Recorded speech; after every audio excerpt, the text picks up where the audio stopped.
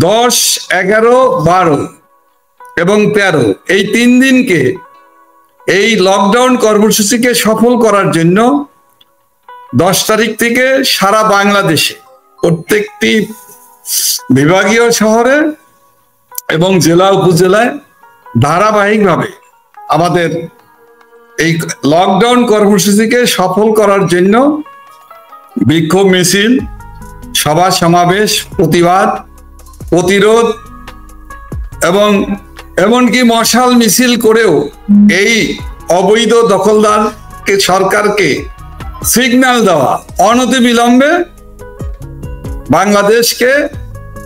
বাংলাদেশের মানুষকে তোমাদের হাত থেকে আমরা বাঁচাতে চাই সেই সিগন্যাল জানান। গণযুদ্ধের মধ্য দিয়েই একটা নিয়মতান্ত্রিক আন্দোলনের মধ্য দিয়ে গণতান্ত্রিক আন্দোলন যদি ব্যাহত করা হয়, সেক্ষেত্রে জনগণ যে কোনো শক্তির মধ্য দিয়ে যে কোনো ভাবে যার হাতে যা কিছু আছে তাই নিয়ে আবার সেই 71 সালের যুদ্ধ করবে আমি মনে করি না।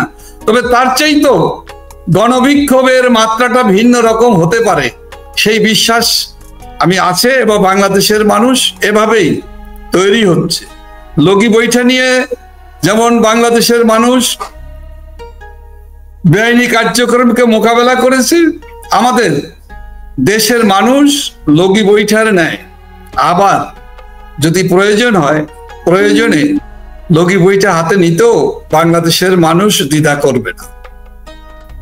বাংলাদেশ আওয়ামী যুবলীগ, বাংলাদেশ আওয়ামী স্বেচ্ছাসেবক লীগ, শ্রমিক লীগ, কৃষক লীগ, মহিলা আওয়ামী লীগ, যুব মহিলা লীগ সহ সকল সহযোগী সংগঠনের সমন্বিতভাবেই লকডাউন ঢাকা কর্মসূচি আওয়ামী লীগের পক্ষ থেকে ঘোষণা করা হয়েছে। এটা একটি গণতান্ত্রিক আন্দোলনের একটি রাজনৈতিক কর্মসূচি। এই কর্মসূচিটি পালনের জন্য আমরা ঢাকাবাসী সহ দেশবাসীকেই আমরা আহ্বান জানিয়েছি। এই কর্মসূচি শুধুমাত্র আওয়ামী লীগের কর্মসূচি হিসাবে কিন্তু আমরা বিবেচনায় নেইনি। আমরা মনে করি যে কর্মসূচিটি ঘোষণা করা হয়েছে আওয়ামী লীগের পক্ষ থেকে, এই কর্মসূচি সফল করার জন্য আমরা প্রত্যাশা করছি সকল গণতান্ত্রিক শক্তির সমর্থন। আমরা সকল রাজনৈতিক দল যারা বাংলাদেশে একটি গণতান্ত্রিক শাসন ব্যবস্থা, সাংবিধানিক শাসন ব্যবস্থা প্রতিষ্ঠিত হোক, যারা বাংলাদেশে প্রগতিশীল যে রাজনৈতিক দলগুলো আছে, যারা যাই হোক যে বাংলাদেশ বিরোধী শক্তি, সেই শক্তির সমর্থন নিয়েই এবং 14 দলের শরিক সংগঠনগুলোর সাথে আমরা সংযুক্তি রেখেই আমরা বাংলাদেশের তরুণ প্রজন্ম, নবীন প্রজন্ম, শ্রমজীবী মানুষ, মেহনতি মানুষ, নিম্নবিত্তের মানুষ থেকে আরম্ভ করে সর্বপর্যায়ের মানুষের, সকল শ্রেণী পেশার মানুষের পক্ষ থেকেই এই লকডাউন কর্মসূচি ঘোষণা করা হয়েছে। দেখবেন আপনি এটার একটা ধারাবাহিকতা আছে। ধারাবাহিকতাটা কিন্তু হঠাৎ করেই লকডাউন দেওয়া হয়নি। লকডাউনের আপনি যে ভাষায় ব্যাখ্যা করেছেন সেটা এক ধরনের, কিন্তু রাজনৈতিক পরিভাষাটা কিন্তু একটা ভিন্ন মাত্রা আছে। এই কর্মসূচিটি আমরা মনে করি বাংলাদেশের মানুষ দীর্ঘ 16 মাস অবৈধ দখলদার, অনির্বাচিত, অসাংবিধানিক ডক্টর মোহাম্মদ ইউনূসের অন্তর্বর্তীকালীন সরকারের দুঃশাসনে, নিপীড়নে, নির্যাতনে, হত্যা থেকে আরম্ভ করে জখম, খুন, লুটপাট, ধর্ষণ থেকে আরম্ভ করে আইন শৃঙ্খলা রক্ষাকারীর বাহিনী সদস্যদের, পুলিশ বাহিনীর সদস্যদের, আনসার বাহিনীর সদস্য সহ যারা জীবন দিয়েছে, আওয়ামী লীগের যে হাজার হাজার নেতাকর্মীর উপর আঘাত করা হয়েছে, হত্যা করা হয়েছে, অসংখ্য আওয়ামী লীগের নেতাকর্মী সহ বিভিন্ন শ্রেণী পেশার মানুষ, সাংবাদিক, সাহিত্যিক, শ্রমজীবী মানুষ থেকে আরম্ভ করে পেশাজীবী কেউই কিন্তু রেহাই পায়। লুটপাট, অগ্নিসন্ত্রাস, অগ্নিসংযোগ, থানা লুট, 460টির মতো পুলিশ স্টেশন, থানা লুট, অস্ত্র লুট, গোলাবারুদ লুট, জেলখানা জেল কারাগার লুট করে দেশের চরম যে ক্ষতিটি এই 16 মাসে করেছে এই অবৈধ দখলদার সরকারের নেতৃত্বে ডক্টর মোহাম্মদ ইউনূসের সরাসরি নির্দেশে বাংলাদেশ একটি সন্ত্রাসীদের, জঙ্গিদের রাজত্বে পরিণত হয়েছে। এখানে আইনের শাসন নাই, এখানে গণতান্ত্রিক অধিকার নেই, এখানে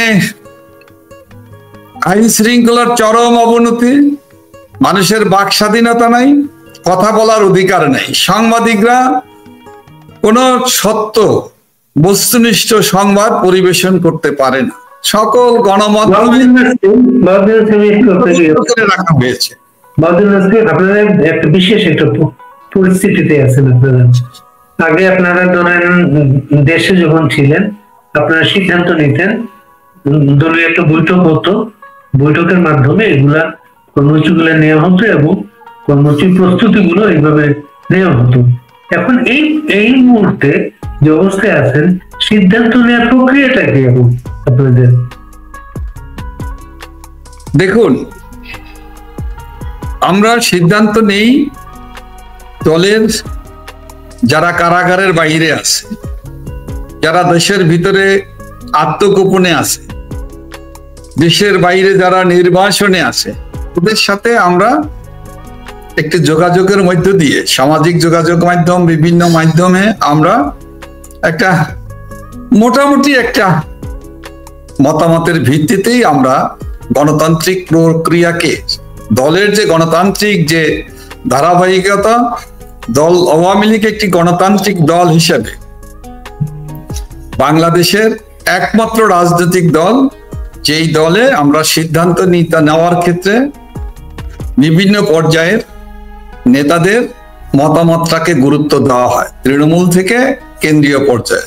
এক্ষেত্রে সেই ধারাবাহিকতাকে সীমিত পরিসরে হলো, সীমিত অবস্থা, ক্রান্তিকাল চলছে, এ সময় অনেক কিছুরই সুযোগ সুবিধা নেই, সকল পথ রুদ্ধ করে রাখা হয়েছে অবৈধ দখলদারদের দুঃশাসন। তারপরও এটা একটি গণতান্ত্রিক দল হিসাবে আমরা এটাকে রক্ষা করার আপ্রাণ চেষ্টা চালিয়ে যাচ্ছি। কিন্তু আমি আপনাকে যে কথাটি বলতে শুরু করেছিলাম, আপনি যে প্রশ্নটি করেছিলেন, কেন লকডাউন আর লকডাউনের অর্থটা কি? এখন এই যে কেন সাথে যুক্ত করেন, যেটা 13 তারিখে একটা ডেট দিয়েছেন, 13 নভেম্বর আমরা আরেকটা তারিখ জানি, ওই দিন এই ইউনূসের যে ট্রায়াল, যেটা ক্যাঙ্গারু কোর্ট যেটাকে আপনারা বলছেন, সেই ক্যাঙ্গারু কোর্টে একটা দিন তারিখ ঠিক করা আছে। সেই দিন তারা জানাবে কবে শেখ হাসিনার মামলার রায় ঘোষণা করা হবে। আপনি কি এই কর্মসূচির সাথে ওই দিনটার কোন সংযোগ আছে? ধন্যবাদ আপনাকে। এটাই হলো যে ওই দিনকে ঘিরেই, ওই দিনকে রেখেই আমাদের আওয়ামী লীগের পক্ষ থেকে ঢাকা লকডাউনের কর্মসূচি ঘোষণা করা হয়েছে এবং এই কর্মসূচিকে সফল করার জন্য, এই কর্মসূচিকে বাস্তবায়নের জন্য আমরা শুধু ঢাকাবাসী না, সারা বাংলাদেশের সকল বিভাগ এবং জেলা উপজেলা পর্যায়ের আমাদের নেতাকর্মীদের জনগণের সাথে সংযোগ সৃষ্টি করার জন্য, সংযোগ তৈরি করার জন্য, জনসমর্থনকে আরো বাড়াবার জন্য, যাতে এই লকডাউন কর্মসূচি সুন্দরভাবে, দৃঢ়ভাবে বাংলাদেশের মানুষ সফল করে, সেই লক্ষ্যেই কিন্তু ঢাকায় লকডাউন কর্মসূচি সকাল সন্ধ্যা পালনের আহ্বান জানানো হয়েছে। হরতাল এবং লকডাউনের মাঝখানে আপনারা আগে বিরোধী দলে থাকতে হরতাল দিতেন, সরকারে থাকতে হরতালের বিরোধিতা করতেন। হরতাল এবং লকডাউনের মাঝে পার্থক্যটা কি?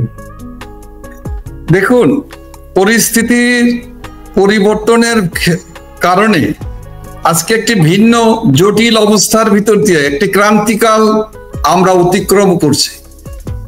কখন আমরা কেমন একটি সময়, যে সময়ে বাংলাদেশ বিরোধী শক্তিরা বঙ্গবন্ধু কন্যাকে তথাকথিত ক্যাঙ্গারু কোর্ট আইসিটি আদালত বানিয়েছে, গঠন করেছে বেআইনি অসাংবিধানিক ভাবে, এবং সেই বিচারক কারা, সেই আদালতের আইনজীবী কারা, সবাই দেশ বিরোধী, সবাই অগণতান্ত্রিক, স্বৈরাচারী এবং দেশ বিরোধী সাম্প্রদায়িক গোষ্ঠীর অতি পরিচিত ঘনিষ্ঠজন।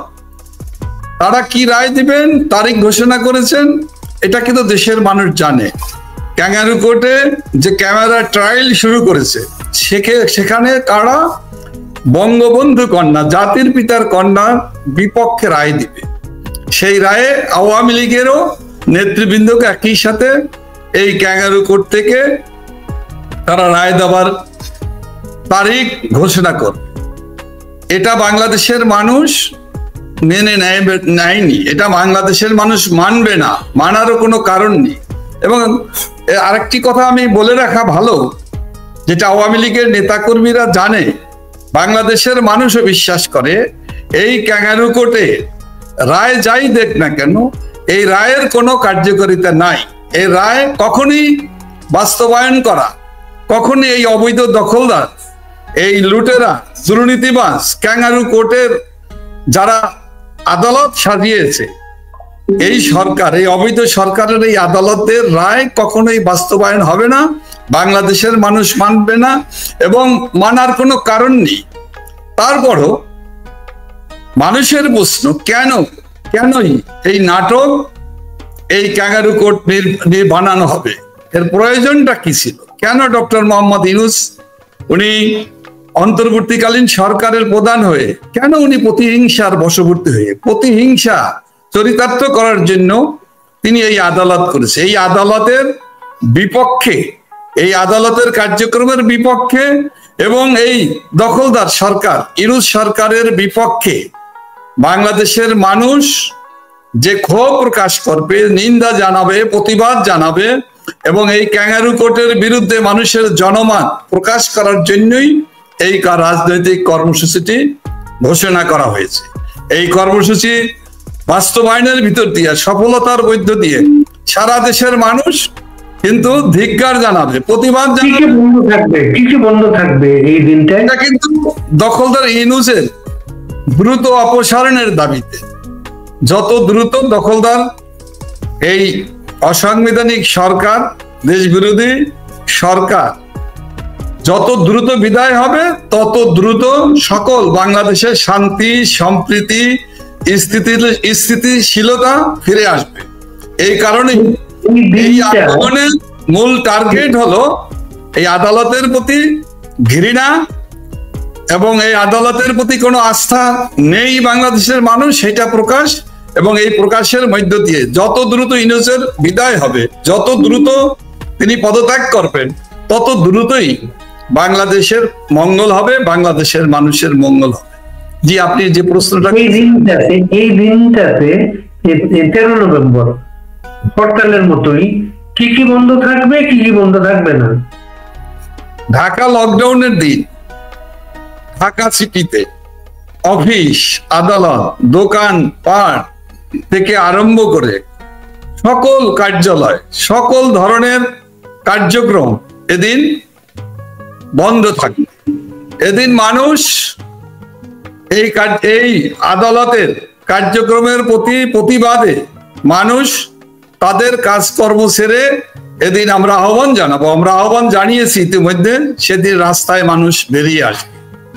যদি মানুষের উপরে মব ভায়োলেন্স না করা হয়, মানুষের উপরে সন্ত্রাস চালানো না হয়, দমন পীড়ন অত্যাচার যেটা এই সরকারের একমাত্র চরিত্র, যে চরিত্র ইতিমধ্যে প্রকাশিত হয়েছে, সারা দেশের মানুষকে ভয়ের ভিতরে, ভীতির ভিতরে, গ্রেপ্তারের মধ্য দিয়ে আতঙ্ক সৃষ্টি করা হয়েছে, এই আতঙ্ক যদি বন্ধ হয়, আমি বিশ্বাস করি বাংলাদেশের তরুণ প্রজন্ম এবং বাংলাদেশের মানুষ সেদিন রাস্তায় বেরিয়ে এসে এই অবৈধ দখলদার ইউনূস সরকারের এবং তার দোসরদের বিরুদ্ধে প্রতিবাদ জানাবে, বিক্ষোভ জানাবে, এবং ঢাকায় জনগণের একটি উপস্থিতির মধ্য দিয়ে ধিক্কার প্রতিবাদের ভাষা কত কঠোর হতে পারে, কত শক্ত হতে পারে, এবং মানুষের এই বর্তমান অবৈধ সরকারের প্রতি যে ঘৃণা, এই দায়িত্বজ্ঞানহীন কাণ্ডের জন্য মানুষের যে ক্ষোভ এবং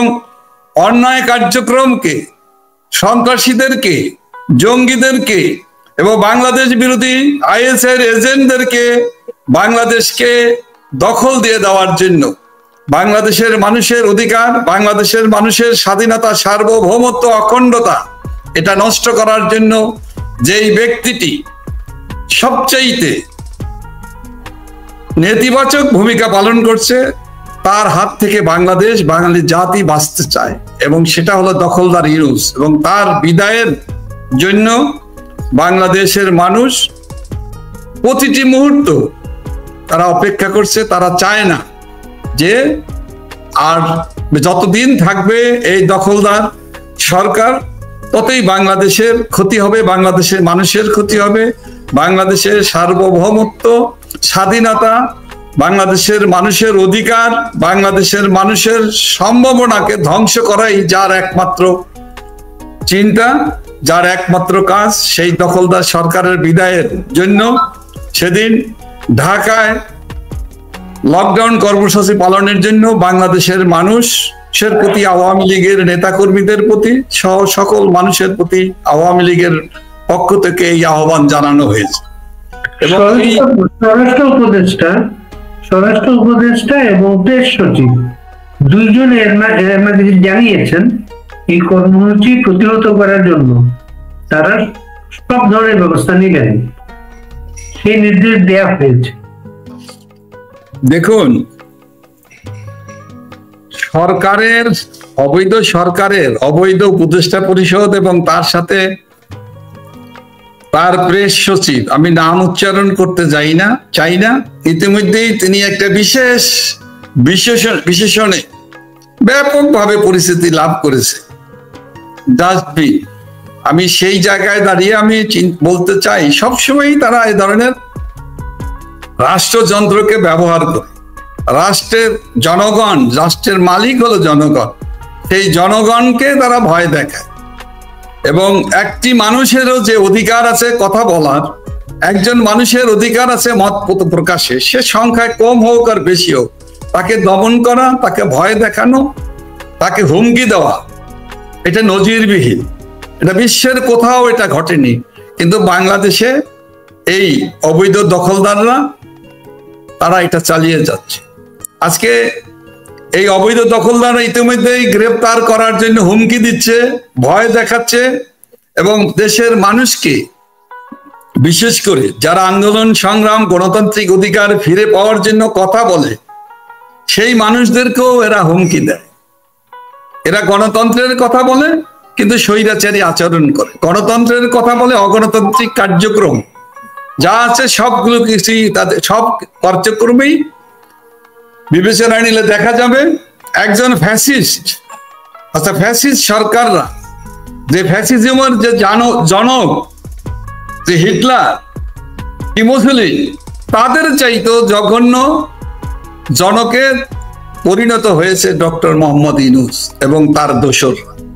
আজকে গোটা দেশের মানুষ আতঙ্কগ্রস্ত।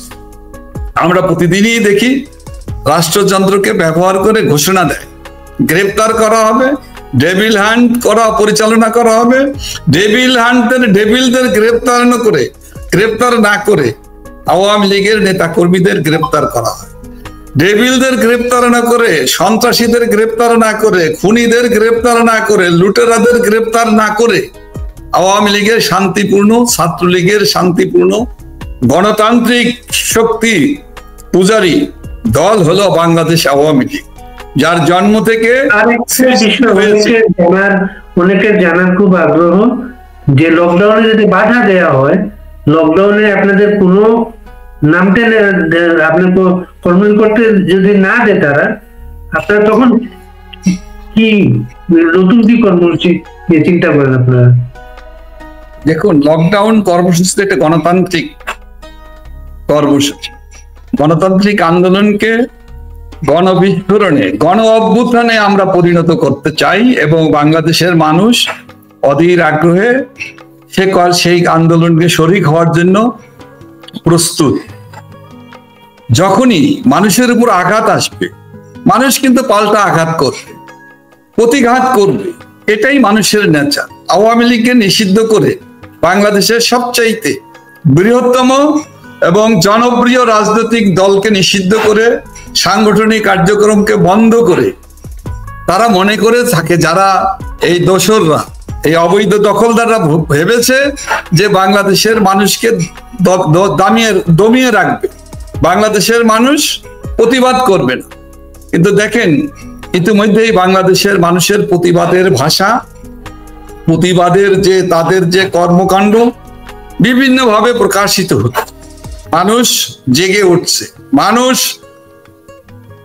জেগে ওঠার যে সিমটম গুলো সেটা কিন্তু প্রকাশিত হচ্ছে। এখন কিন্তু সামাজিক মাধ্যমগুলোতেও এই সাংবাদিক গণমাধ্যমগুলোকে নিয়ন্ত্রণ করলেও মানুষের মুখের ভাষা, হৃদয়ের ভাষা, মানুষের মত প্রকাশের যে জায়গাগুলো আছে সেই জায়গাগুলো থেকে কিন্তু মানুষ বলছে, বারবার বলছে, বিশেষ করে নিম্নবিত্তের মানুষরা বলছে, শেখ হাসিনার শাসন আমলেই আমরা ভালো ছিলাম, শেখ হাসিনার শাসন আমলেই আমরা ভালো করে বসবাস করতে পেরেছিলাম। আইন শৃঙ্খলা। আপনাদের দলের অনেকে সামাজিক যোগাযোগ মাধ্যমে এই কর্মসূচি গুলা যখন ঘোষণা করেন তখন অনেকে মন্তব্য করেন যেটা যে আপনারা নিরাপদ অবস্থানে থেকে তাদেরকে গ্রেফতারের মুখে ঠেলে দিচ্ছেন, এবং এটা একটা কর্মসূচি মানে হচ্ছে পুলিশের এবং জেল কর্তৃপক্ষ, জেলখানা মানে গ্রেফতার বাণিজ্য, যেটা একজনের জামিন হচ্ছে তো জেল কেটে তাকে আরেকটা মামলায় গ্রেফতার দেখানো হচ্ছে। এর মাধ্যমে আজকে আমাদের অনুষ্ঠানে ইউটিউবার সাব্বির যে ছেলেটা, ওকে আমরা এনেছিলাম, ওর অভিজ্ঞতা বললো আর কি, যে বারবার জামিন হচ্ছে, বারবার জেলখানায় জেল কেটে আরেকটা মামলায় আটক করা হচ্ছে। এইভাবে কিন্তু বিশাল একটা বাণিজ্যের দিকে দেশটা পড়ে আছে। এটা যদি আপনি এটাকে যদি বাণিজ্য বলতে পারেন, কিন্তু একটি রাষ্ট্রে একটি রাষ্ট্র যেখানে সুশাসন আছে অথবা গণতান্ত্রিক শাসন আছে, সেখানে কিন্তু এইভাবে বাণিজ্য অথবা মামলা হতে পারে না। এর দায়ীকে অবৈধ দখলদার ইউনূস সরকার। আর আমরা যে আন্দোলনের কর্মসূচি ঘোষণা করা হয়েছে সেটাকে ঘিরে আমাদের নেতাকর্মীদের, তৃণমূলের নেতাকর্মীদের উপরে আঘাত আসবে, গ্রেপ্তার করবে, এবং আমাদের নেতাকর্মীরা ইতিমধ্যেই কিন্তু অসংখ্য নেতাকর্মী গ্রেপ্তার হয়েছে, এবং গ্রেপ্তার হওয়ার পরও আপনি দেখবেন আওয়ামী লীগের নেতা কর্মীরা এবং সাধারণ মানুষও এই দখলদার সরকারের হাত থেকে বাঁচতে চাওয়ার জন্য তারা গ্রেপ্তার হতেও তাদের কোনো আপত্তি নেই। দেখবেন মানুষ কিন্তু এখন মিছিলের সংখ্যা যেমন প্রতিদিন বাড়ছে, এবং এটা গাণিতিক হারে না, এটা জ্যামিতিক হারে এই সরকারের বিরুদ্ধে ক্ষোভ প্রকাশের একমাত্র জায়গা তো বিক্ষোভ, মিছিল, প্রতিবাদ, প্রতিরোধ, এর পরিমাণটা কিন্তু প্রতিদিন বাড়তেছে, এবং এই মিছিলের সংখ্যাই শুধু বাড়তেছে, মিছিলের দৈর্ঘ্যও কিন্তু বৃদ্ধি পাচ্ছে। এবং এটা হলো যে এই সরকারের অযোগ্যতা, ব্যর্থতা এবং এই সরকারের হীনমন্যতা এবং দুর্নীতি, স্বজনপ্রীতি এবং অর্থ লিপ্সা, এই সরকারের প্রতি মানুষের আর কোনো আস্থার, বিশ্বাসের ন্যূনতম জায়গায় এরা নেই। সে কারণে আমাদের নেতাকর্মীদের উপরে আঘাত করে, বাংলাদেশের মুক্তিকামী মানুষের উপরে গ্রেপ্তার করে, ভয় দেখিয়ে, বাণিজ্য করে, গ্রেপ্তার বাণিজ্য করে, মামলা বাণিজ্য করে, গণগ্রেপ্তার করে বাঙালি জাতিকে দাবিয়ে রাখা এত সহজ নয়। আমাদের অভিজ্ঞতা বলে আর ইতিহাস সাক্ষ্য দেয় যে বাংলাদেশের মানুষ ঘুরে দাঁড়াতে জানে। বাংলাদেশের মানুষ, আমি লকডাউনকে কেন্দ্র করে আপনাদের একটা পোস্টার অনলাইনে আমি পেয়েছি, সেখানে বলা হচ্ছে 10, 11, 12, 13 নভেম্বর সোম, মঙ্গল, বুধ, বৃহস্পতি সারা দেশে জেলা উপজেলা পর্যায়ে বিক্ষোভ প্রতিবাদ মিছিল। আর লকডাউনের দিন আপনাদের অফিস আদালত, দোকানপাট, যানবাহন ও কলকারখানা বন্ধের কথা বলা হয়েছে, কিন্তু স্কুল কলেজ নিয়ে কোনো বক্তব্য নাই। কিন্তু এই কর্মসূচি আমি আপনাকে মানে 13 তারিখ বঙ্গবন্ধু কন্যার আই তথাকথিত ক্যাঙ্গারু কোর্টের আদালতে রায়ের তারিখ ঘোষণা করাকে কারণে ওই দিন ঢাকাতে লকডাউন কর্মসূচি ঘোষণা করা হয়েছে। সেখানে কিন্তু স্কুল কলেজ থেকে আরম্ভ করে ব্যবসা বাণিজ্য প্রতিষ্ঠান এবং সরকারি প্রতিষ্ঠান, অফিস আদালত, দোকানপাট, কলকারখানা যাই এর আওতায় পড়বে সবকিছু এদিন বন্ধ থাকবে। সবকিছুকেই এই আওতায় আনা হয়েছে। আর 10, 11, 12 এবং 13 এই 3 দিনকে এই লকডাউন কর্মসূচিকে সফল করার জন্য 10 তারিখ থেকে সারা বাংলাদেশে প্রত্যেকটি বিভাগীয় শহরে এবং জেলা উপজেলায় ধারাবাহিকভাবে আমাদের এই লকডাউন কর্মসূচিকে সফল করার জন্য বিক্ষোভ মিছিল, সভা সমাবেশ, প্রতিবাদ, প্রতিরোধ এবং এমনকি মশাল মিছিল করেও এই অবৈধ দখলদারকে সরকারকে সিগন্যাল দেওয়া অনতিবিলম্বে বাংলাদেশের মানুষকে তোমাদের হাত থেকে আমরা বাঁচাতে চাই সেই সিগন্যাল জানানো। আমি মনে করি 10, 11, 12 এই 3 দিনের জনগণের সারা বাংলাদেশে যে ওয়েব সৃষ্টি হবে, সেই ওয়েবের আলোকে ঢাকা থেকে সারা বাংলাদেশের যোগাযোগ ন্যাচারালি বিচ্ছিন্ন হয়ে যাবে। এবং এভাবেই আমরা গণতান্ত্রিক দল হিসাবে অন্যায়, অবিচার, অবৈধ কর্মকাণ্ড, দখলদারিত্বের হাত থেকে এবং বাংলাদেশের সবচেয়ে জনপ্রিয় মানুষ, বাংলাদেশের নির্বাচিত প্রধানমন্ত্রী বঙ্গবন্ধু কন্যা উপরে যে আক্রোশ, যে প্রতিহিংসা ডক্টর মোহাম্মদ ইউনূস আর তার দোসররা বাস্তবায়নের জন্য যে এগিয়ে চলছে, তার বিরুদ্ধে একটি তীব্র কড়া প্রতিবাদ এবং জনগণের হুঙ্কার প্রকাশ আমরা করতে চাই। যে হুঙ্কারের মধ্য দিয়ে, যে প্রতিবাদের মধ্য দিয়ে অনতিবিলম্বে ডক্টর মোহাম্মদ ইউনূস সরকারের পতন ঘটবে, এটা আমরা দৃঢ়ভাবে বিশ্বাস করি। এখন পর্যন্ত আওয়ামী লীগের যে কর্মসূচিগুলো আমরা দেখি, মিছিল হচ্ছে, অল্প সময়ের জন্য মিছিল হচ্ছে, ঝটিকা মিছিল। এই মিছিলকে কেন্দ্র করে কিন্তু কোনো ধরনের সহিংস ঘটনা এখন পর্যন্ত কেউ আমরা দেখি নাই। এখন আমরা শান্তিপূর্ণ কর্মসূচি আওয়ামী লীগের পক্ষ থেকে আছে। এই লকডাউন কি শান্তিপূর্ণ থাকবে, না এটা এত অশান্তি, অহিংস হয়ে উঠতে পারে? এটা নির্ভর করবে এই দখলদার সরকারের কর্মের উপরে। কারণ তারা তো কোনো ভালো, সবসময় সন্ত্রাসী মব সন্ত্রাসীদেরকে তারা লেলিয়ে দেয়। স্বৈরতান্ত্রিক গোষ্ঠীর মতো, ফ্যাসিস্টদের মতো এই খুনি ইউনূস সরকার বাংলাদেশ বিরোধী শক্তিকে যে কোনো শান্তিপূর্ণ গণতান্ত্রিক আন্দোলন, সেটা প্রাইমারি স্কুলের শিক্ষক, হাই স্কুলের শিক্ষক থেকে আরম্ভ করে বিভিন্ন পর্যায়ে আমরা ইতিমধ্যেই দেখেছি, তারা মব সন্ত্রাস করে। আওয়ামী লীগের মিছিলের উপরে, ছাত্রলীগের মিছিলের উপরে, যে কোনো শান্তিপূর্ণ কর্মসূচির উপরেই তারা মব সন্ত্রাস করে, রাষ্ট্রযন্ত্রকে ব্যবহার করে অন্যায়ভাবে, অবৈধভাবে। তো সেক্ষেত্রে আমাদের শান্তিপূর্ণ কর্মসূচি যখন পালন করতে দেওয়া হবে না, তখন তো নিজেকে বাঁচাবার জন্য, গণতান্ত্রিক অধিকার ফিরে পাবার জন্য, ন্যায়সঙ্গত দাবি পক্ষে কথা বলার জন্য মানুষ তো বাঁচতে চায়। মানুষ তো নিজেকে রক্ষা করার জন্য অনেক কিছুই করতে পারে। আমরা কোনো যুদ্ধ করতে চাই না, কিন্তু যুদ্ধ বলে ইউনূস সাহেব সেই শুরু থেকে এই যুদ্ধ অবস্থা, বাংলাদেশে যুদ্ধ চলছে, যুদ্ধ পরিস্থিতি, যুদ্ধ বিরাজমান এই কথা বলে।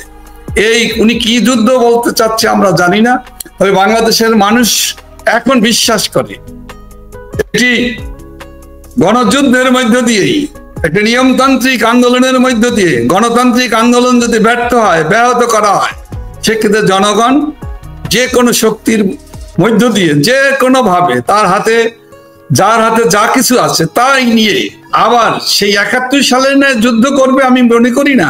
তবে তার চাইতো গণবিক্ষোভের মাত্রাটা ভিন্ন রকম হতে পারে সেই বিশ্বাস আমি আছে, এবং বাংলাদেশের মানুষ এভাবেই তৈরি হচ্ছে। লগি বৈঠা নিয়ে যেমন বাংলাদেশের মানুষ বেআইনি কার্যক্রমকে মোকাবেলা করেছে, আমাদের দেশের মানুষ লগি বৈঠার নেয় আবার যদি প্রয়োজন হয় প্রয়োজনে লগি বইটা হাতে নিতেও বাংলাদেশের মানুষ দ্বিধা করবে না। আপনার সাথে আমাদের আগের ইন্টারভিউতে যেদিন কথা বলেছিলাম সেদিন আপনি একটা আভাস দিয়েছিলেন লকডাউন বা ঢাকা ব্লকেট এমন একটা দুটো শব্দ উচ্চারণ করেছিলেন, এরপরে কিন্তু লকডাউন শব্দটা এসছে। এরপরে আজকে আপনি লগি বইটার কথা মনে করিয়ে দিলেন, পরবর্তী কর্মসূচি থেকে তা থাকতে পারে। দেখুন, আমরা লগি বইটা একটা প্রতীকী অর্থে বলেছি, এটা এখনো সেটা প্রতীকী অর্থেই আমরা বলতে চাই। আমরা যুদ্ধ বলতে সশস্ত্র যুদ্ধ বুঝাই না, তবে যুদ্ধ আমাদের করতে হবে, এটা অবশ্যম্ভাবী। আমরা যুদ্ধ মানি খুন খারাপি নয়, রক্তাক্ত নয়, রক্তাক্ত পথে আমরা যেতে চাই না, কিন্তু আমরা শান্তির পথেই থাকতে চাই। আমরা লকডাউনের কথা বলেছি, আমরা লকডাউন কর্মসূচি দিয়েছি, এবং এই লকডাউন কর্মসূচি কিন্তু অন্য কোনো রাজনৈতিক দল যাবৎকালে বাংলাদেশে দেয়নি, এটা কিন্তু আপনাকে মনে রাখতে হবে। লকডাউনের কর্মসূচিটা বাংলাদেশের প্রথম বাংলাদেশ আওয়ামী লীগ থেকেই এই রাজনৈতিক কর্মসূচিটি ঘোষণা করা হয়েছে। এই বিষয়টি আমি একটু স্মরণ করিয়ে দিলাম। অনেকে অনেক কথা বলেন, কিন্তু রাজনীতির পরিভাষা সময়ের পরিবর্তনে পরিবর্তন হতে পারে, এবং সেই পরিবর্তনের পথেই যেহেতু দখলদার আওয়ামী লীগ প্রথম কবে এই লকডাউন শব্দটা ব্যবহার করেছিল আপনি মনে করিয়ে দিচ্ছেন? আওয়ামী লীগ ব্যবহার করেনি, সরকার ব্যবহার করেছে। সরকার ব্যবহার করেছে। আওয়ামী লীগ এবারই প্রথম বাংলাদেশ আওয়ামী লীগের পক্ষ থেকে রাজনৈতিক কর্মসূচি হিসাবে লকডাউন কর্মসূচি ঘোষণা করেছে, এবং সেই আমরা করোনার সময় আমরা ব্যাপকভাবে শুনতাম। এটা করোনার সময়, এখানে আমি একটুখানি ব্যাখ্যা দেই, সময় বেশি নেব না।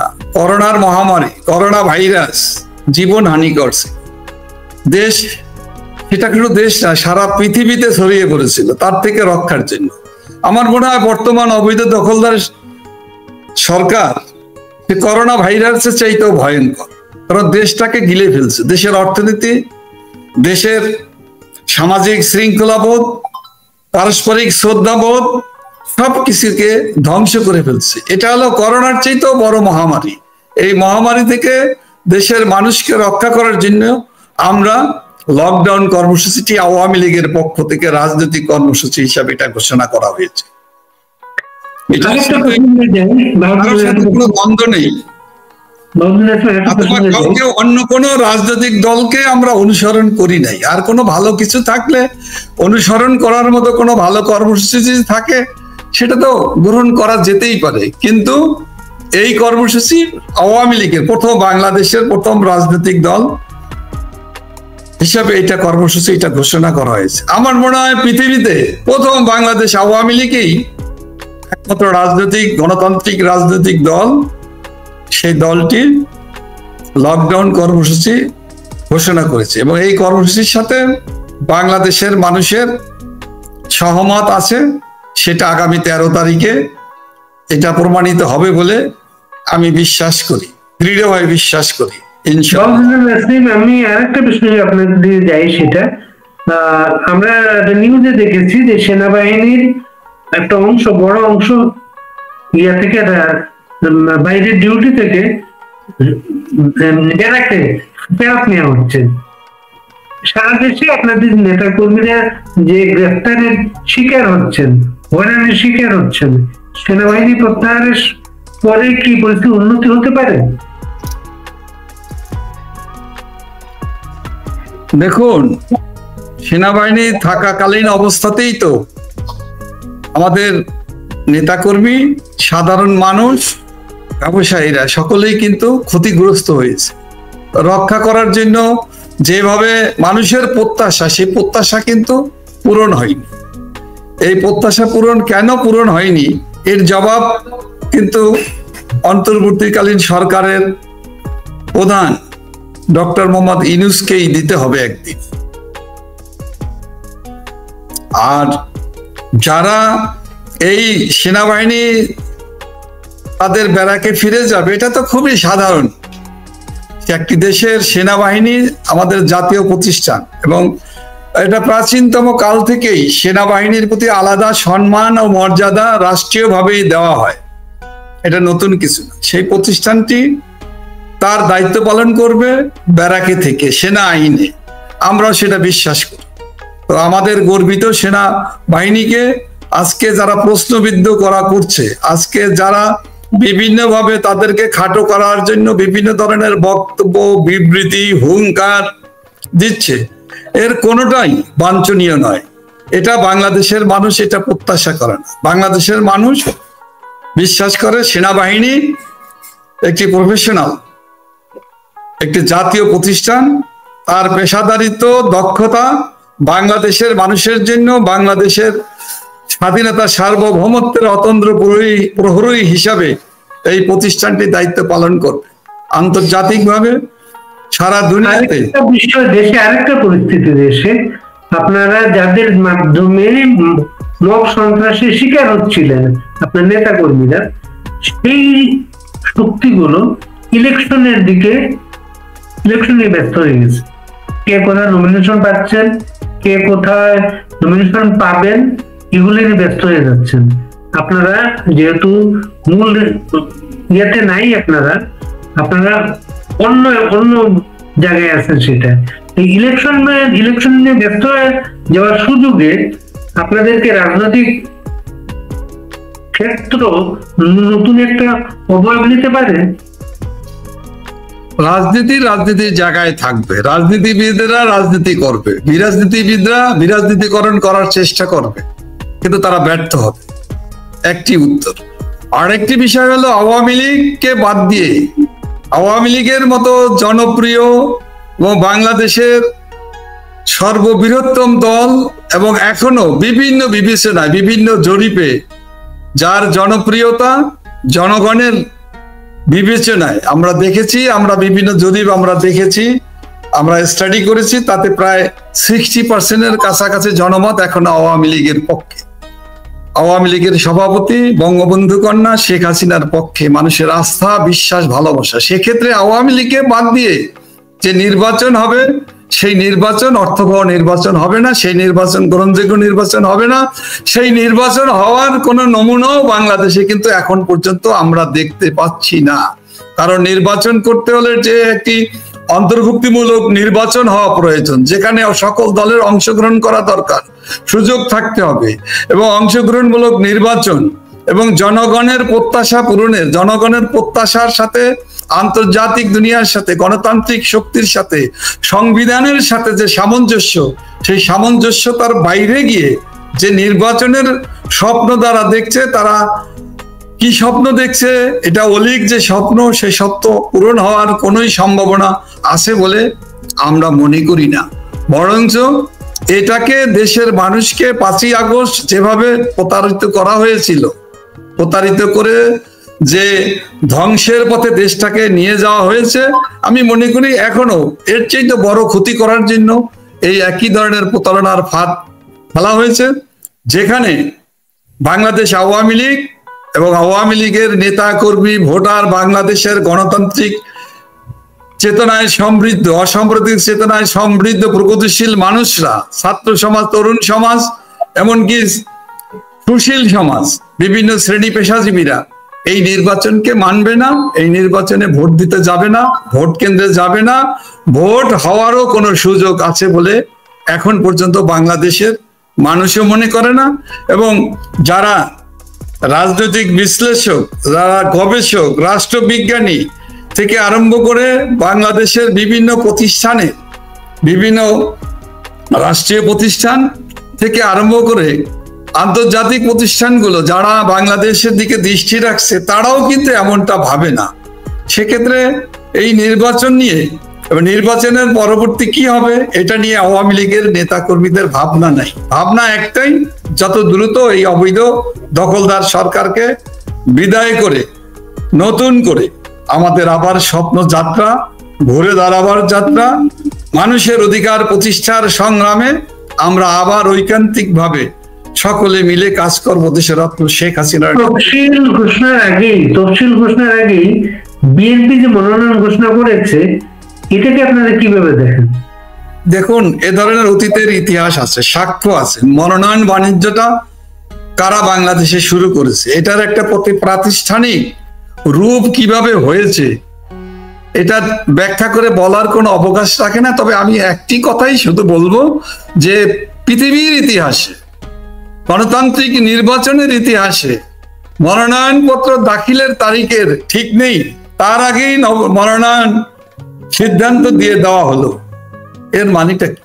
এই নজিরবিহীন ঘটনা, এই নজিরবিহীন এই মনোনয়ন ঘোষণা দিয়ে একটা ধাপ অতিক্রম করা। এখন নতুন করে আবার বলা হয়েছে মনোনয়ন বাণিজ্যের নমুনাটা কি আগে ঘোষণা দেওয়া হলো, চূড়ান্ত করা হলো, তারপরে এখন বলা হচ্ছে এটা পরিবর্ধন, সংযোজন, বিয়োজন, অথবা যা আছে যেমন আছে সেভাবেও থাকতে পারে, আবার নতুন করে চিন্তা ভাবনাও করা যেতে পারে। অর্থাৎ বাণিজ্যের একটি, যদি বাণিজ্য হয়ে থাকে, দেশের যা অবস্থা নমিনেশন প্রকাশের পরে যে পরিস্থিতির সৃষ্টি হয়েছে তা থেকে অনুমান করা যায়।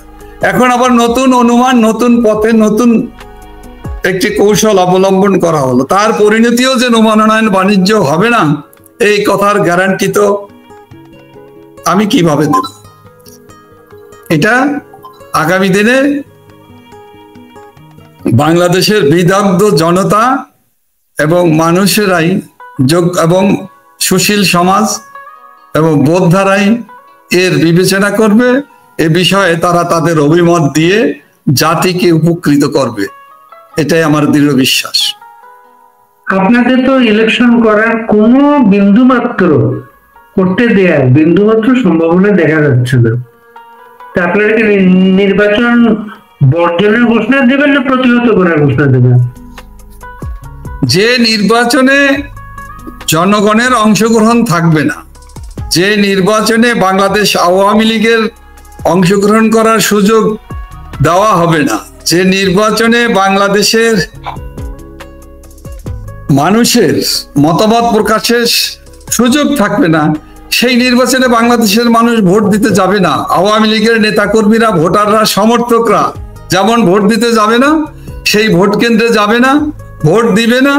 অতএব সেই নির্বাচনে যে অর্থবহ নির্বাচন হবে না, সেই নির্বাচন যে খণ্ডিত নির্বাচন হবে, সেই নির্বাচন যে একটি স্বার্থান্বেষী মহলের দালাল দোসরদের স্বার্থ বাস্তবায়নের জন্য, তাদের প্রভুদের স্বার্থ রক্ষার জন্য যে নির্বাচন, সেই নির্বাচনে বাংলাদেশের মানুষ অংশগ্রহণ করবে না, করতে পারে না। আমরাও সেই নির্বাচনে অংশগ্রহণ করব না। আমাদের ভোটাররা, আমাদের সমর্থকরা যেমন ভোট কেন্দ্রে যাবে না, প্রয়োজনে বাংলাদেশের মানুষ যদি প্রয়োজন বোধ করে সেক্ষেত্রে নির্বাচন বন্ধ কিভাবে করতে হয়, অতীতের অনেক ইতিহাস আছে। 93 সালের 15ই ফেব্রুয়ারি মার্কা নির্বাচন বাংলাদেশের মানুষ অংশগ্রহণই শুধু করেনি, অনেক কিছু করেছে। ইয়াহিয়া খান কিন্তু 1971 সালের মহান মুক্তিযুদ্ধের সময় একটা নির্বাচন করার চেষ্টা করেছে, সেটাও কিন্তু ব্যর্থ হয়েছে। সুতরাং বাংলাদেশের ইতিহাস আছে, সাক্ষ্য আছে, ঐতিহ্য আছে।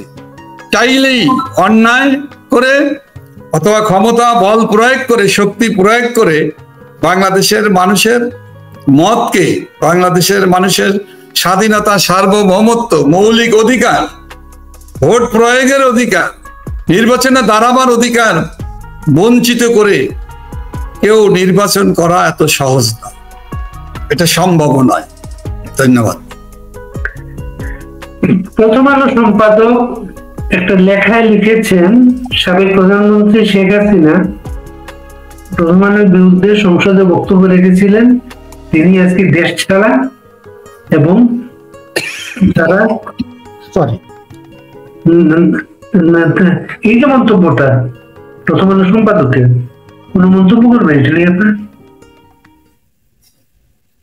আমি কাশির কারণে আরেকবার বলেন। প্রথম আলো সম্পাদক প্রথম আলো প্রতিষ্ঠা বার্ষিকীতে একটা লেখায় মনে করিয়ে দিয়েছেন শেখ হাসিনা সংসদে দাঁড়িয়ে প্রথম আলোর বিরুদ্ধাচরণ করেছিলেন, তিনি আজকে দেশ ছাড়া এবং তারা দেশে পত্রিকা, সবচেয়ে জনপ্রিয় পত্রিকাটা পরিচালনা করছেন। দেখুন, আমাদের ক্ষোভ কখনোই প্রথম আলো পত্রিকার বিপক্ষে ছিল। প্রথম আলোর সাংবাদিকদের বিরুদ্ধে আমাদের কোনো মতামত, আমাদের নেত্রী মতামত দেননি, বক্তব্য দেননি। দিয়েছেন কোন একটি সুনির্দিষ্ট একজন ব্যক্তিকে, যার উদ্দেশ্য, তার লক্ষ্যই ছিল বঙ্গবন্ধু কন্যা দেশরত্ন শেখ হাসিনার দলকে, গণতান্ত্রিক প্রতিষ্ঠানকে, রাজনৈতিক আন্দোলনের নেতৃত্ব দানকারী দলটাকে ক্ষতি করা এবং সাম্প্রদায়িক জঙ্গিবাদী গোষ্ঠী, সন্ত্রাসী গোষ্ঠীর পৃষ্ঠপোষকতাকারীদের বিপক্ষে ইঙ্গিত করে আমাদের মাননীয় নেত্রী বক্তব্য রেখেছে। একজন ব্যক্তিগত বিষয়কে নিয়ে উনি যে বক্তব্য রেখেছেন তার জবাব বাংলাদেশের মানুষ এবং সাংবাদিকরাই দিবে। বাংলাদেশের গণতান্ত্রিক শক্তি, প্রগতিশীল শক্তি এবং দেশপ্রেমিক শক্তিরাই ওনাকে মূল্যায়ন করবে। তবে একটি কথা আমি তার প্রতি, মতিউর রহমান সাহেবের প্রতি সম্মান রেখেই, বয়োজ্যেষ্ঠ মানুষ, সম্মান রেখেই আমি বলতে চাই, উনি কিন্তু, আমরা দেখেছি বিভিন্ন অগণতান্ত্রিক সরকারের, স্বৈরতান্ত্রিক সরকারের পক্ষে দালালি করেও কিন্তু তিনি ওনার শেষ রক্ষা করতে পারেননি, তাকে ক্ষমা চাইতে হয়েছে। এবং তিনি যে দালালি করেছেন তা কিন্তু আবার আওয়ামী লীগ সরকার যখন দেশ পরিচালনা করেছেন তখন উনি কিন্তু তখনও সেই কথাটি বলে উনি আবারও ক্ষমা চেয়েছেন। আমরা চাই না তিনি এমন কোনো কথা বলুক, তিনি বয়োজ্যেষ্ঠ মানুষ, যার দ্বারা স্বৈরতান্ত্রিক, অগণতান্ত্রিক, ফ্যাসিস্ট সরকারের পক্ষে উনি এখনো কথা বলছেন। এটার প্রমাণ তো ওনার কথার ভিতর দিয়ে, সাক্ষাৎকারের ভিতর দিয়ে, লেখার ভিতর দিয়ে বেরিয়ে আসে। এটা বাংলাদেশের মানুষ প্রত্যাশা করে না। আমার মনে হয় এই জায়গাটা থেকে এখনো তার উচিত তার বিবেচনাকে, তার চিন্তাকে, তার চেতনাকে পরিবর্তন আনা খুবই জরুরি। কারণ একটি দেশ, রাষ্ট্রের ঊর্ধ্বে একজন ব্যক্তির স্বার্থ হতে পারে না। একটি জাতির, গোষ্ঠীর, সংস্কৃতির এবং স্বাধীনতার সার্বভৌমত্বের বিপক্ষে একটি নামকরা পত্রিকার এডিটরের মন্তব্য কতখানি বাঞ্ছনীয় সেটা বিচারের ভার বাংলাদেশের প্রগতিশীল মানুষ, গণতান্ত্রিক মানুষ, দেশপ্রেমিক মানুষের কাছেই আমি রাখলাম।